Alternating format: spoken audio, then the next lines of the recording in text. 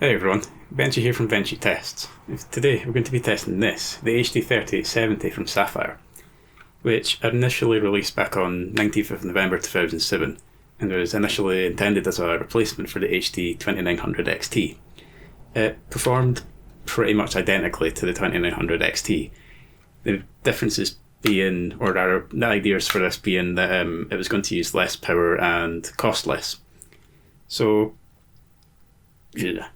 One of the interesting things about the 3870 is that it was one of the very few cards ever released that actually used GDDR4 memory, which, as I'll go into a bit later on, was a complete and utter disaster.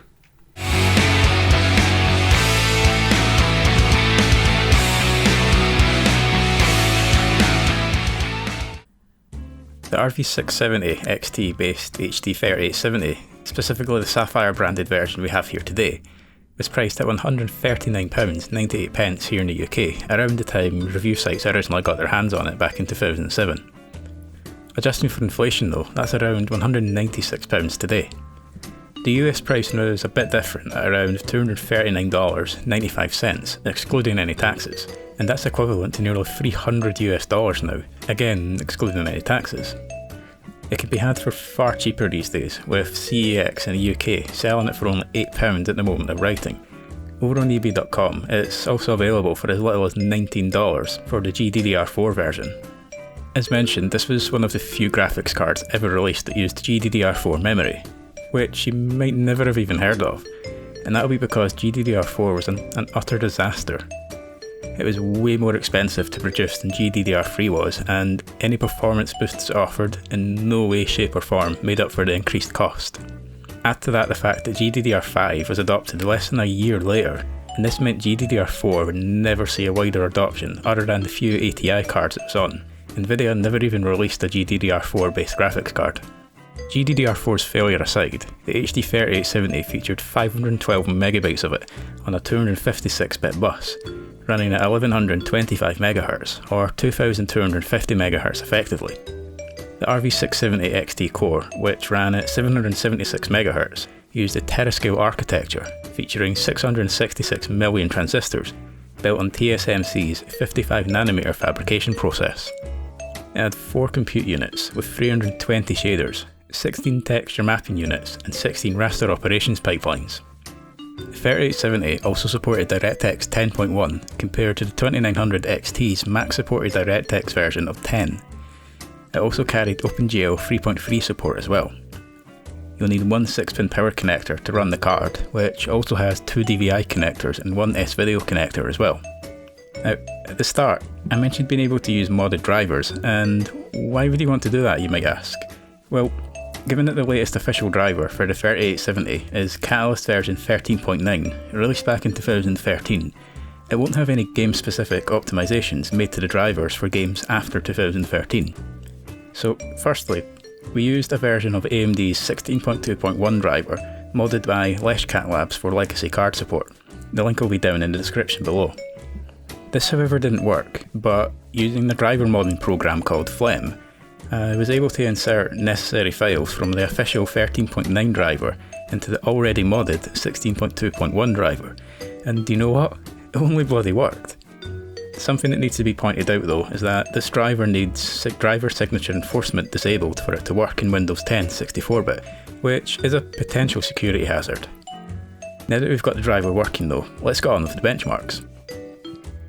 First up is GTA 5, running in DirectX 10.1 mode at 1366 by 768 and 720p for each benchmark respectively, with both tests using the lowest settings and 16x anisotropic filtering. The game didn't perform great at 1366 by 768, with a few noticeable stutters throughout the city, with FPS dipping to 27 at times. 720p was a bit smoother, but overall offered little improvement.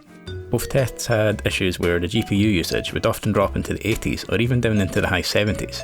This did explain the noticeable moments of stutter though. Performance was also fairly similar throughout the map, other than on the highway heading out towards the desert, which didn't have any of these issues at all.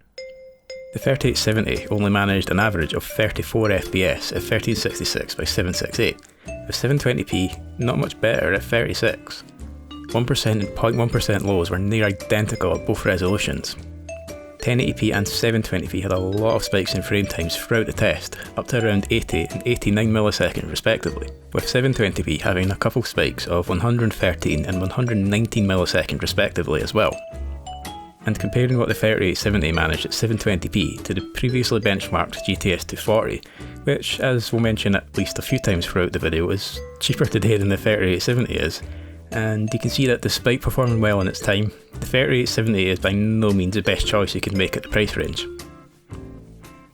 Next it's on to Warframe. 7 years on from its initial release, it's still pretty popular, so a great game to benchmark today. We're running this in DirectX 10 mode at 1080p and 720p, with both resolutions using the lowest settings and 8x anisotropic filtering.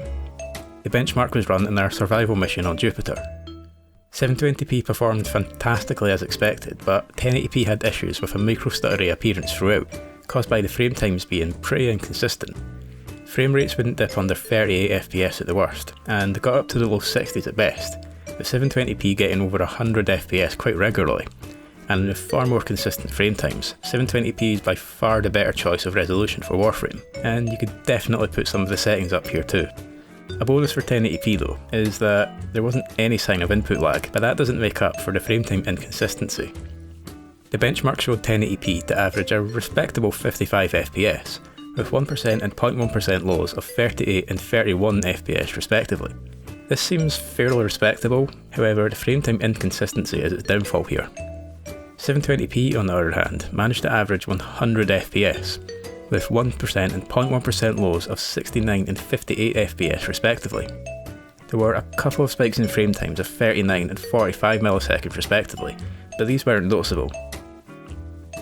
CSGO would have performed pretty well, but the max settings with no anti-aliasing that were used proved to be a bit too much for the 3870. In a hard difficulty competitive bot match on the Mirage map, both tests had issues with a micro-stuttery appearance throughout, more so with 1080p though. Dropping the settings a bit would definitely help at both resolutions, but the issues don't make the game entirely unplayable, just uncomfortable at the worst. Saying that though, using these settings allows us to compare the results with the card we've previously tested, the 2-year younger GTX 240 from Nvidia, which can be had for cheaper and has more VRAM. There may have been updates between the tests for these cards, so results may not be a true comparison, but should still be relatively similar. 1080p managed 43 FPS for its average, a massive 36.76% slower than the cheaper GTX card, and with 1% and 0.1% lows of 26 and 20 FPS respectively, you can see just how much the 3870 struggles in comparison to something you can actually buy for cheaper today, at least in the UK. 720p wasn't tested on the 240, but the 3870 managed 80, 50 and 36 FPS for its average, 1% and 0.1% lows respectively. It had inconsistent frame times at times, which makes for a not entirely comfortable but still quite playable experience. There were multiple dips below 30 FPS at times according to the frame time graph, with some spikes in frame times in the region of 39 to 47 milliseconds. Back in its day, Crysis was an absolute monster to run at playable frame rates. Its graphics were way beyond what a lot of hardware at the time was even capable of, and despite it being a pretty easy to run game these days, you'll still get at least one person asking, can it run Crysis? Well, in the case of the 3870, with medium settings and motion blur off in DirectX 9 mode, the answer is yeah, yeah it can, at least at 720p anyway. We're running in DirectX 9 mode as, for whatever reason, the game will even launch in Windows 10 with DirectX 10, the default mode.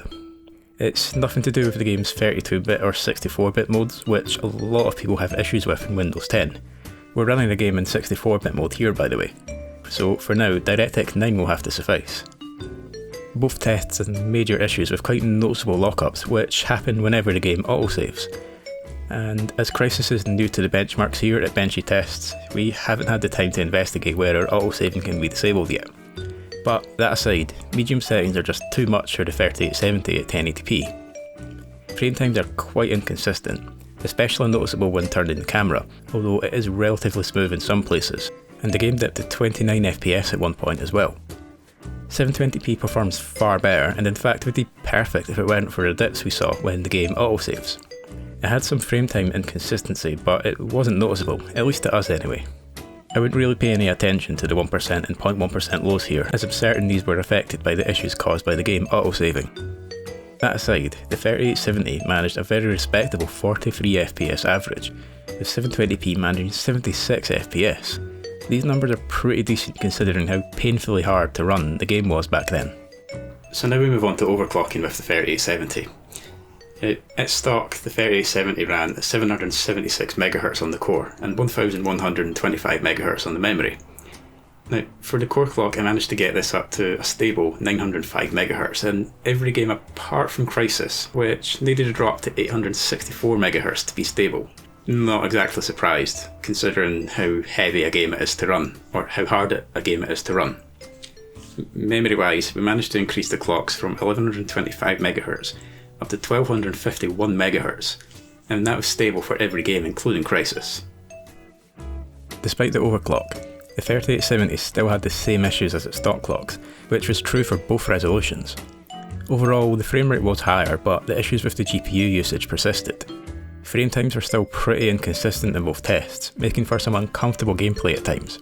But overall, and for 720p especially, the overclock made a noticeable improvement, just not enough of one. The average at 1366 by 768 was 17.6% higher than stock at 40 FPS, but the 1% and 0.1% lows of 23 and 17 FPS respectively still make for an uncomfortable experience for some. 720p saw an improvement of 19.4% over stock with a 33 FPS average, still putting it below the cheaper GTX 240 even at stock clocks. 1% and 0.1% lows for 720 had improved a little, with 19 and 20% improvements respectively, but not enough to make it a completely comfortable experience. In Warframe, the overclock made a pretty big improvement to 1080p. 720p's performance at stock was already great, so the improvement isn't particularly noticeable, if at all, in that test. But with 1080p it was obvious as soon as the benchmark started that it was running far smoother. Frame times were a lot more consistent than stock clocks, and FPS dropped no lower than around 42 FPS, although these dips into the low 40s were noticeable compared to how the game runs for the most part. 1080p managed an average of 57 FPS, with 1% and 0.1% lows of 40 and 33 FPS respectively. Not much better than stock, but as mentioned, the more consistent frame times are where the improvement from the overclock is made. 720p though saw an 11% boost in average frame rate at 111, with 1% and 0.1% lows seeing 1.4 and 8.6% improvements respectively. With CSGO, as mentioned, the settings were a bit too high for the 3870 to cope with, which is still true to an extent with the overclock as well. Both resolutions still had issues with inconsistent frame times, less so for 720p, although that still has issues as well. FPS at 1080p was now over 60 at best, dropping to 45 FPS at worst. 720p saw a massive improvement, dropping no lower than around 80 FPS throughout the map, which makes the remaining frame time inconsistency all the more frustrating. 1080p's average improved rather nicely to 53 FPS, 23.26% up on stock, but still 22.1% down on even the stock, and cheaper, which I totally haven't mentioned already, GTX 240. The difference stretches to 31.17% when compared to the overclocked 240. 1% and 0.1% lows improved decently as well, but with frame time spikes throughout of up to 45 milliseconds and more of around 60 to 72 milliseconds, it's still not a smooth experience. Again, we didn't test the 240 at 720p, but the 3870 on the other hand showed a great improvement in its average frame rate with 95 FPS, 18.75% up on stock, and had 1% and 0.1% lows of 59 and 40 FPS respectively. There were some spikes in frame times around 43 to 53 milliseconds, and multiple sub 30 FPS dips according to the frame time graph as well. With Crysis, as mentioned, we needed to drop the core clock down to 864 MHz from 905 MHz for stability reasons. The game still suffers from the same dips as stock clocks did when the game autosaves, although literally as this is being written, we've discovered how to disable autosaving, so those issues will hopefully be fixed for the future. That aside, there was a significant improvement, which was only really noticeable at 1080p due to how well 720p performed at stock. Frame times were a lot more consistent at 1080, although still inconsistent to the point of being noticeable, but they were noticeably better than stock clocks could manage. 720p again ran great, It also still had some inconsistent frame times, but like stock, it wasn't noticeable.